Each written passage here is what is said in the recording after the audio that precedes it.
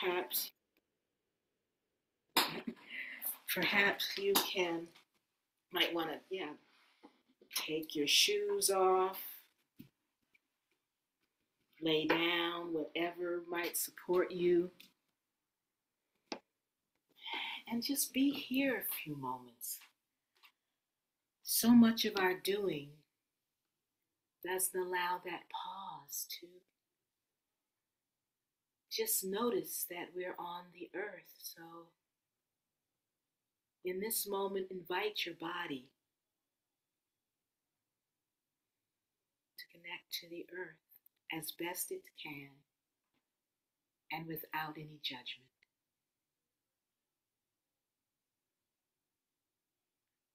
Taking a breath, bringing awareness to your feet as it rests on the floor, staying there and noticing that you have feet.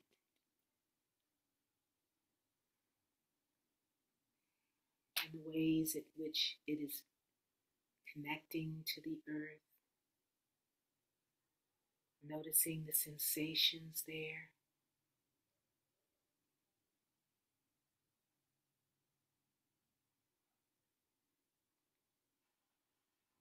And allowing the stability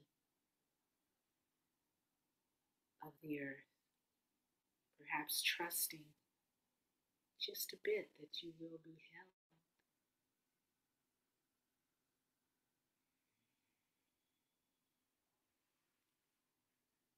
Allowing that awareness to move up your legs and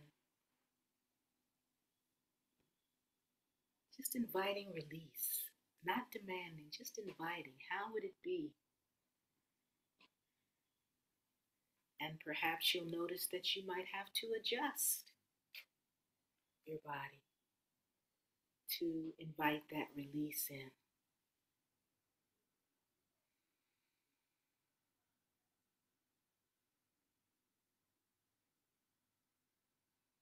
If you're sitting or laying down, bringing awareness to the buttocks as it rests on the chair, the couch, the bed. And taking a breath to notice that you are being held.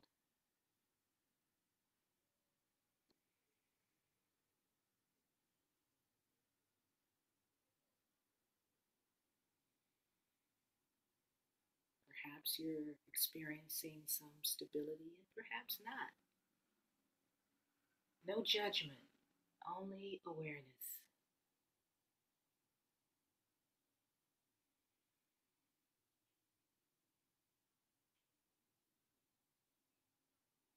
Bringing that awareness to the back body. This place where there can often be so much tightness.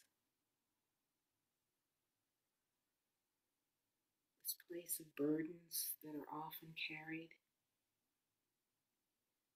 Some ours and some not ours.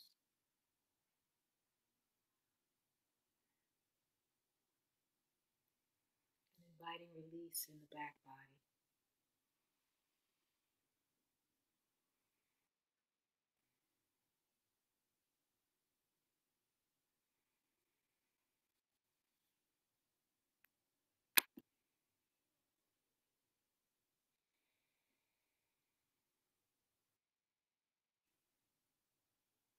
Inviting release now into that front body. What's happening there? Bring some curiosity into what's happening with the lungs, with the belly.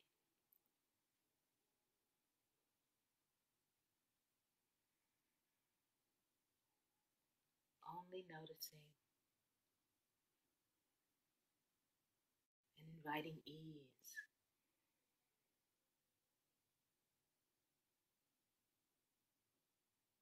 Nothing to do.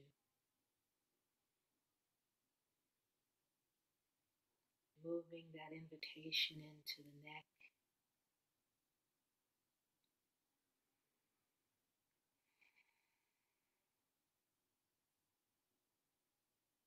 the corner of your mouth, the hinges of your jaws, noticing and inviting ease, the eye sockets,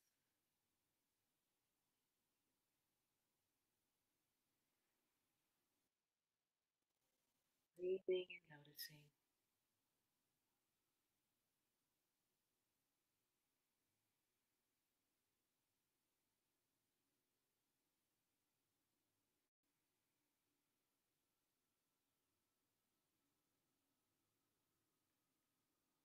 And you might wish to bring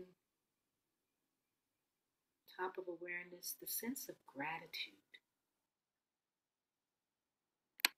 Sense of gratitude for this earth and the body.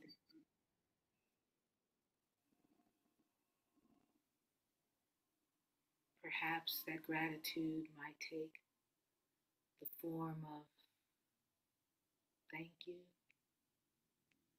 might bring up a visualization of a color,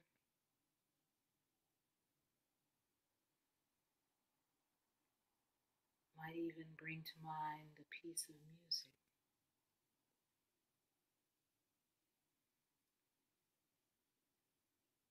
But as you continue to invite ease in your body, join that invitation with the felt sense of gratitude.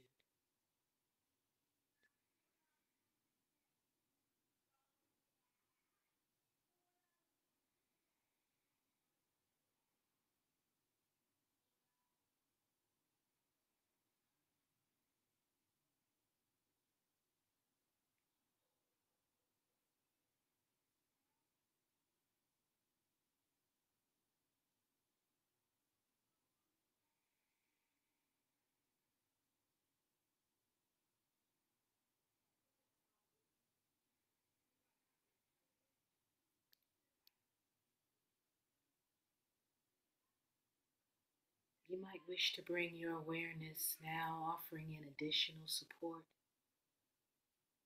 of whatever is community for you, whatever is care for you. If it's skillful for you to do so, you might wish to bring in a beloved. It might be an ancestor of blood, of culture. It might be a deity, a guide. It might be a vision, a calling in of care, what that is for you.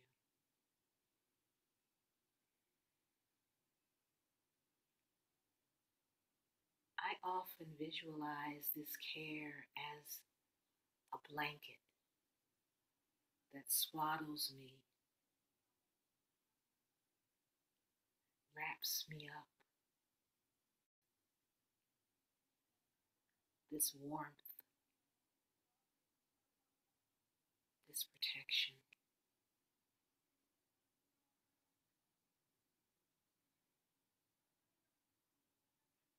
This support.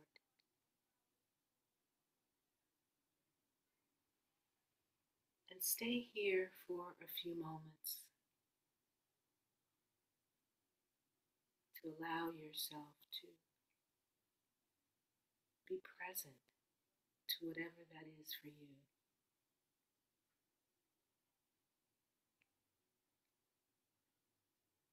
And if even the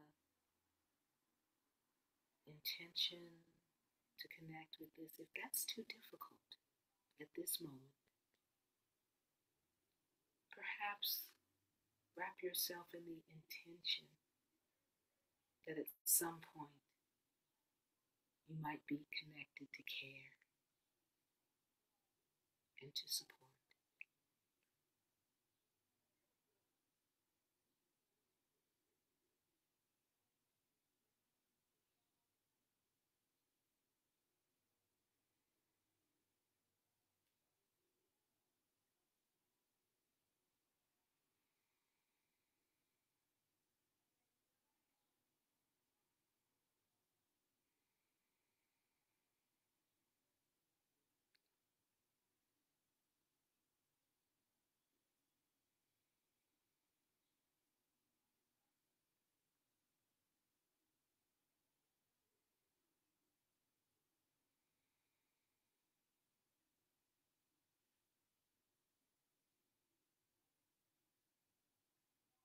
continuing to connect to the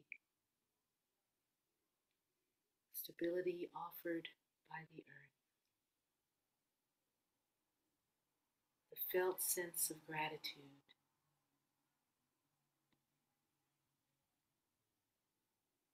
and the support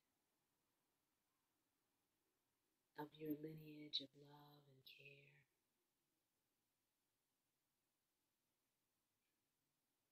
Moving awareness to this breath.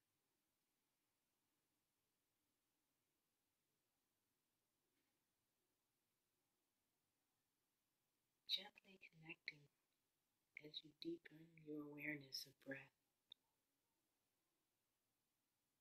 Not trying to make it do anything.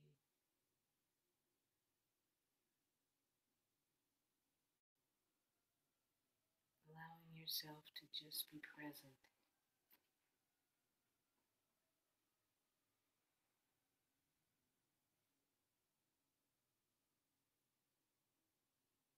Noticing how it is expressing itself in your body. Maybe in the belly, in the lungs,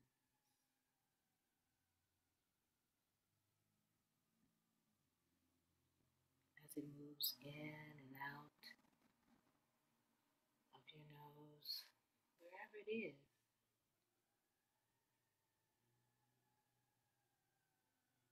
Allowing.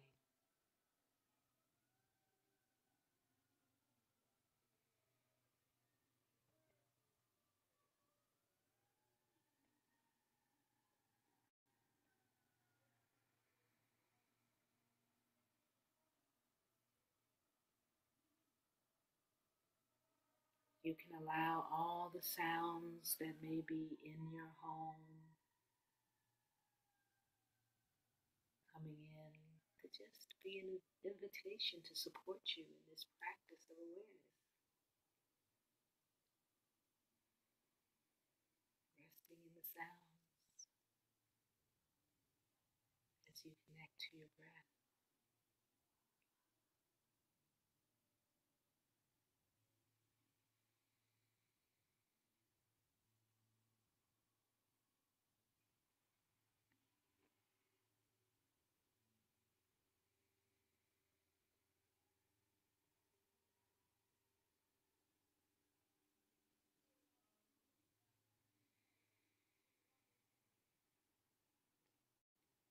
As the thoughts come in,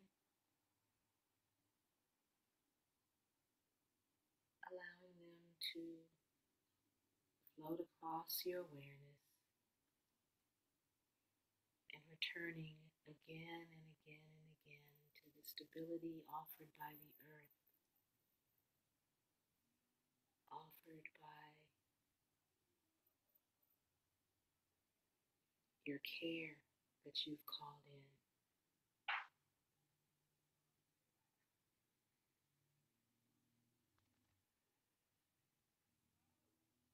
Connecting ever deeply to the gift of your breath.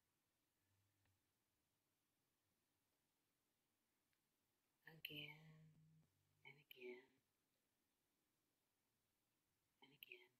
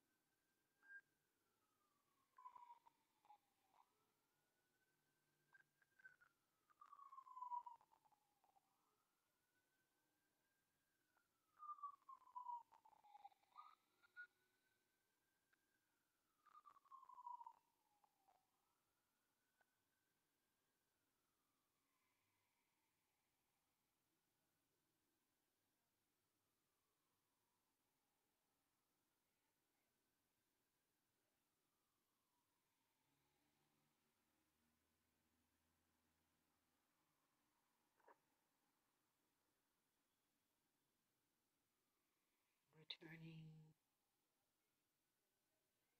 to the stability offered by the earth,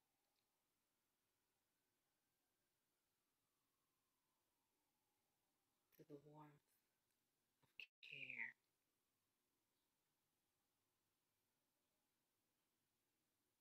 to the gift of breath.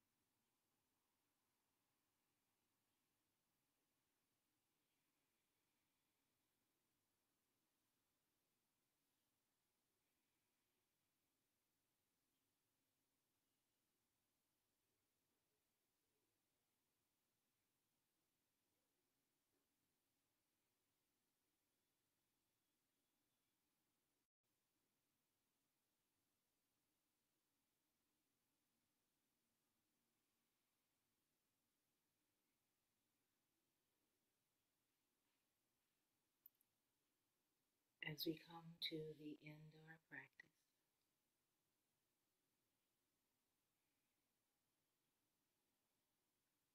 you might wish to bring a felt sense of gratitude to this earth that has been holding you, holding us.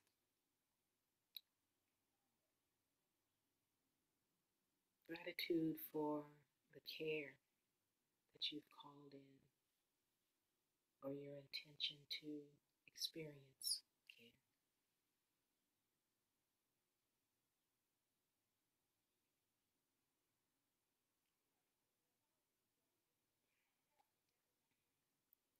You might also wish to have a felt sense of appreciation for breath that has been moving in and out of your body since you came into this world.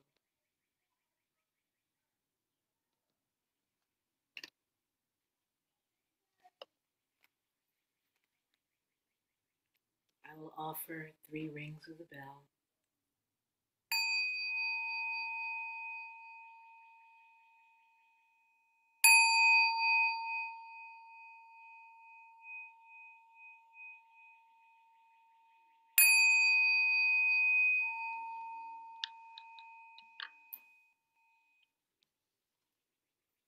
Let's take a 5-minute break. Thank you so much for your practice.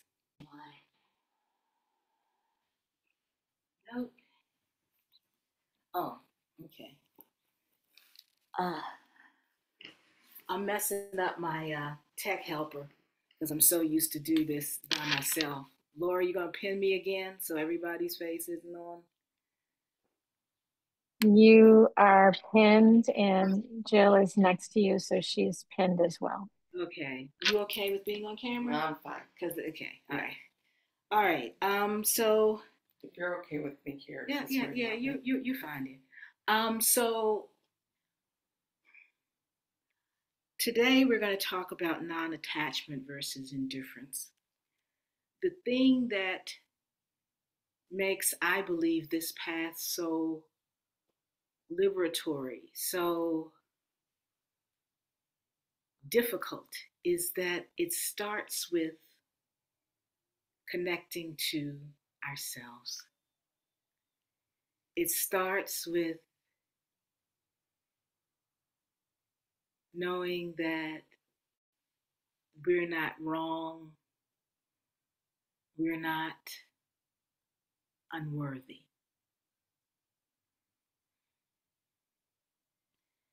And in a culture and in a world that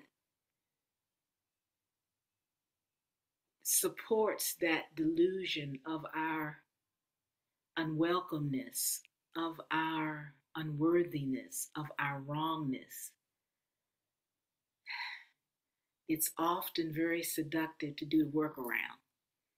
I'm going to do something, and then people are going to recognize that I'm doing this thing. Welcome. It says iPhone, but I know you're not an iPhone. I've seen an iPhone. But welcome, darling.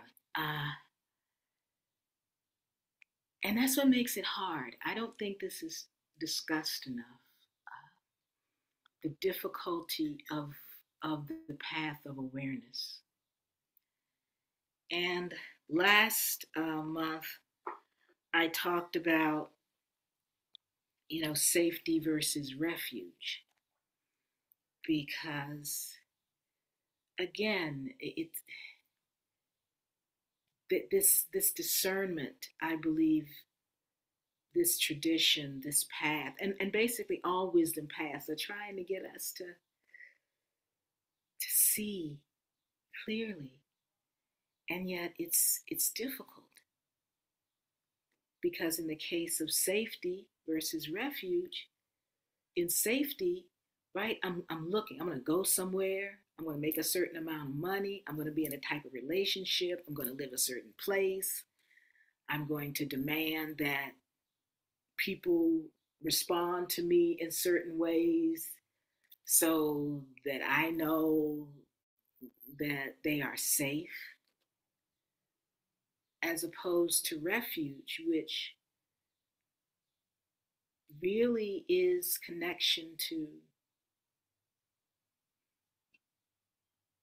the heart. And then if moving it outward, there's a sort of trust that has to occur. And so this month, in talking about non-attachment versus indifference, because they can look the same to other people.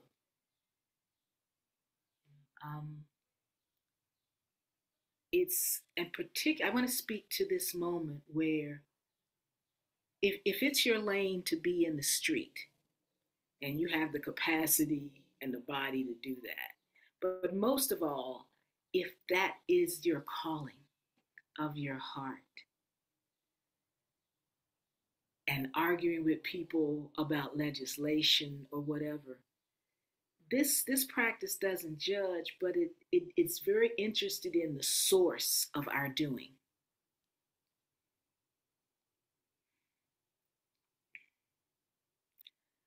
So in the case of, I began, I think when I wrote this, using the metta that Thich Nhat Hanh has as part of a much longer teaching on this. But he says, may I be not attached and not averse, but not indifferent. When I first came to this path, I thought, oh, these people don't care about people. That's how they're finding peace. They don't care. And nothing could be farther from the truth. Because non-attachment starts with life as it is, people as they are, without control. In Buddhist terms,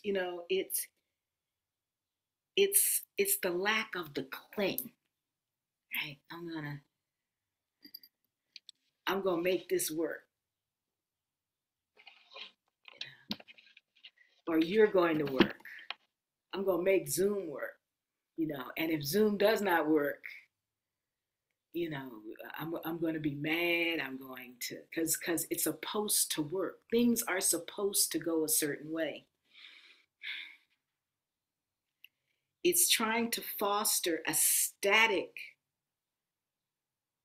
framework onto the flow of life and human beings. And when that flow pushes up against that framework, that matrix, then all the feelings, and all the harm done to ourselves and others.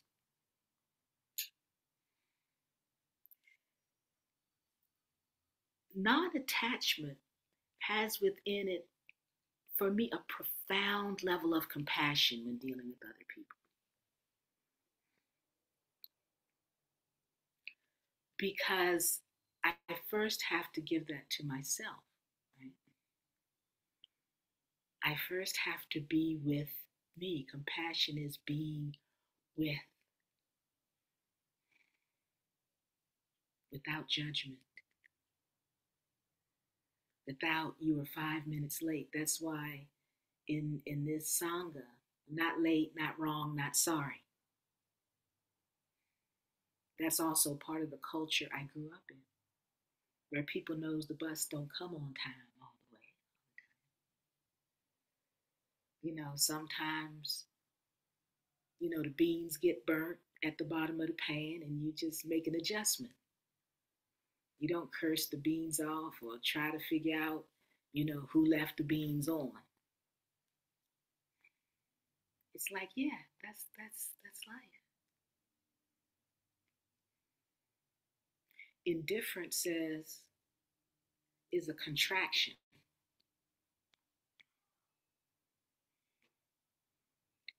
I am detached. In fact, it's centered. Indifference is centered in the delusion of separation. That's why I can support someone that supports the policies of getting rid of 65% of my workforce and not even think about it, because that has nothing to do with anything. I can befoul the air. I don't care about the air. I don't care about the water, because the water is different where I live.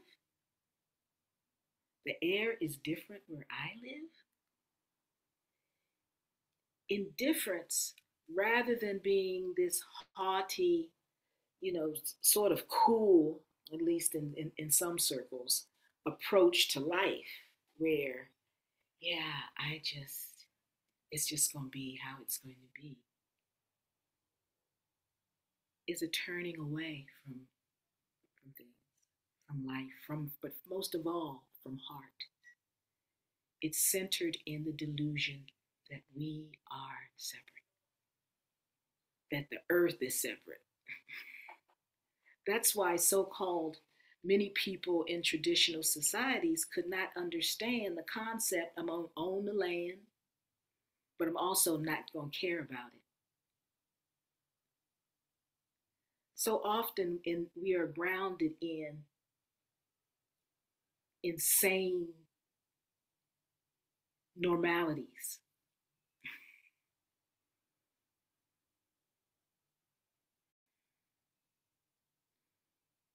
I'm tired, but I'm not going to rest, because that would mean that I don't care.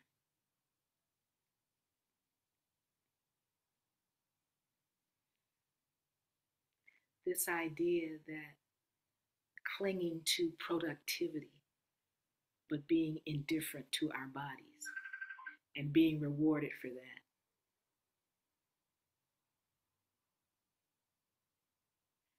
It can look the same. That's why these things are so different, because when you take rest because you are aware that your body needs rest, a family member, your particular group may want to say, why aren't you doing this, this, and this?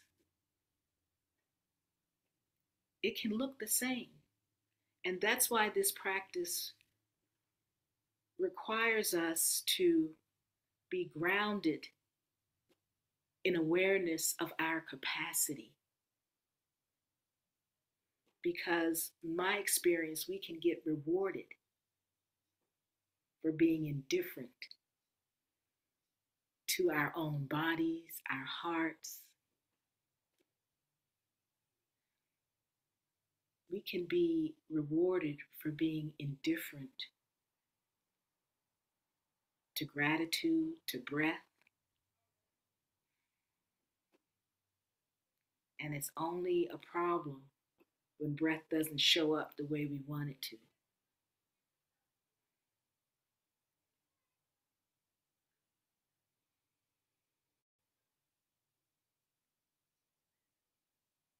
I want to talk about the clinging, because central to that attachment is the demand that whatever I want should be available to me. So I can't even say it's clinging, right? It should be available. I've done the things where it should be available.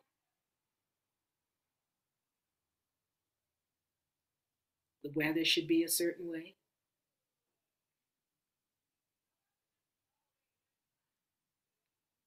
The car should start when I put my key in.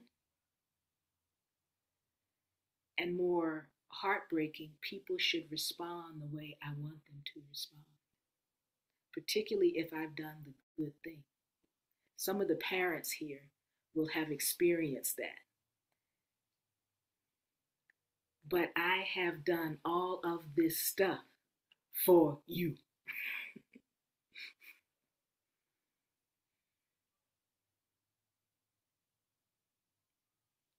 The practice does not say you will be rewarded because you did this thing.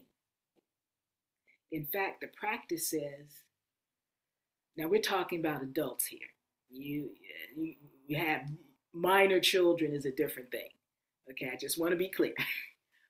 But the practice says if you can't do it out of true stability, capacity, true compassion, why are you doing it?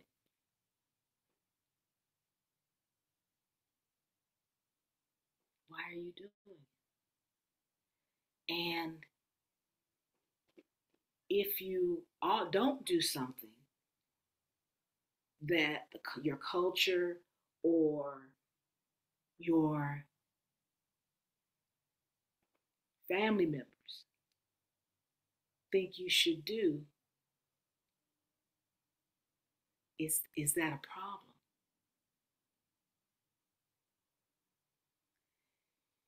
As the times become more difficult, I believe that grounding in our discernment, in our capacity, becomes even more important, because the practice wants to keep us out of the delusion of separation.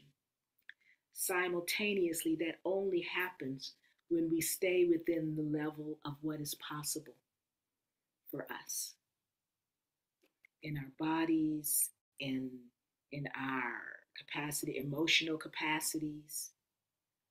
We can only be present. We can only be non-attached. The English is so messy. We can only be truly present to what's possible to do by being. Hope you follow that. It's staying grounded. It's staying connected to the earth, to our hearts, and not clinging. Because as any parent who is not in delusion will tell you, it doesn't work. Even when you want, even when you've done, it doesn't.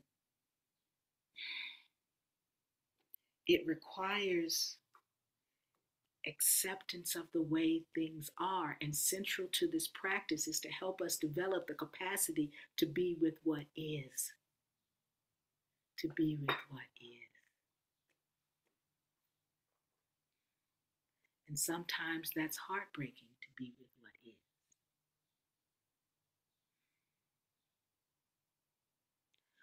But being with what is and not clinging supports our ability to stay connected as best as we can. And by the way, I want to be clear. I don't, what Pema Chodron calls it, stupid compassion. It's not, somebody's being just harmful. I don't like harmful, is too delicate. Somebody's being evil. Somebody's not helping. Somebody's working against you. This path does not say, I'm going to put them next to me and love them very much. The practice says, have the discernment to let them be a mile away, 5 miles away, 3,000 miles away, and wish them well. Not to create a story of how monstrous they are, because I do not have the courage to say, I wish you well somewhere else. Often in my personal experience and what I have seen, so much harm is done. We do so much harm to each other. So much hurt is a better word, to each other, because there's not enough discernment. There's not enough care. There's not of ourselves and the other person to say, I wish you well somewhere else.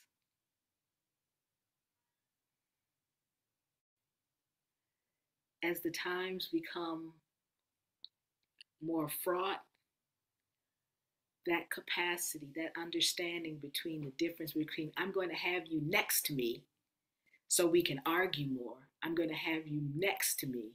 You know, there's books and libraries written about, you know, how you can sit next to somebody that delights in your pain and hurt and work that out. But I believe, real talk, for most of us, we can work at the edges. But we're what Buddhism called householders. We have a lot going on. And I don't know how many of us have the capacity or the interest or the desire to engage in that kind of back and forth while we're trying to do food, shelter, and clothing. So it's also the ability, the trust in our own good hearts to say, I wish you well. Somewhere else, or maybe I need to go somewhere else. And that doesn't mean at some point there cannot be a connection at some other time.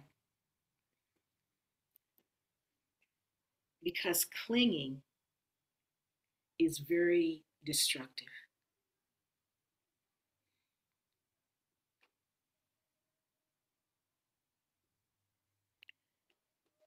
Indifference always wants a certain outcome in its retraction.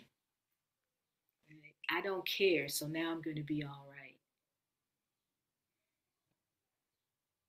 But there is still an addressing.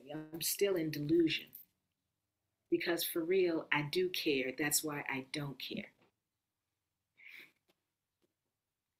Non-attachment says you're still a human being. I'm not going to make you a page in my book about how horrible you are or how horrible human beings are in general.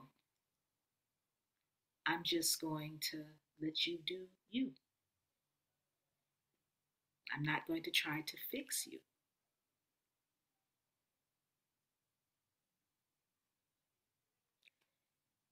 And that's hard because indifference would seem to elevate out of that whole conversation. Let's see, I even went to that aloofness, you know, which can seem pretty cool, right? But I like the term attitude from lack of inclination.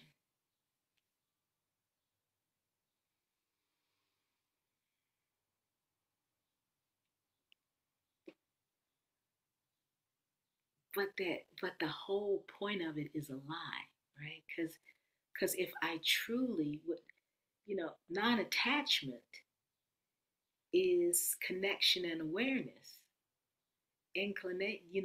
Indifference is a lie. I'm lack of inclination. Well, you're inclined to pull away, so you're engaged on this some kind of way. You know, I'm not inclined to get wet in a rainstorm. Okay. All right, you can, I guess. Non-attachment calls to importance of I'm raining. It's raining.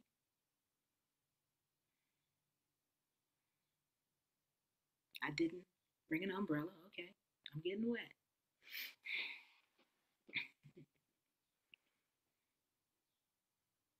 I'm not going to not going to build a story around my wetness. This is just what's happening. And as I end, I do want to say that this practice can be deeply psychologically unsatisfying.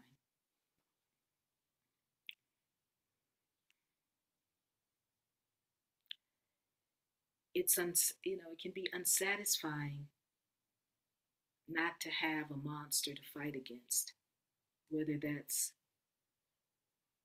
the mind. I like that masterpiece, You know, what am I so afraid of? I'm a masterpiece. What is that fear? You know, I could go out and I could work, 10 more hours and people would praise me and I would praise myself.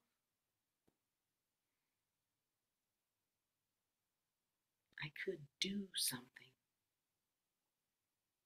without allowing myself to first have the inquiry of my own being.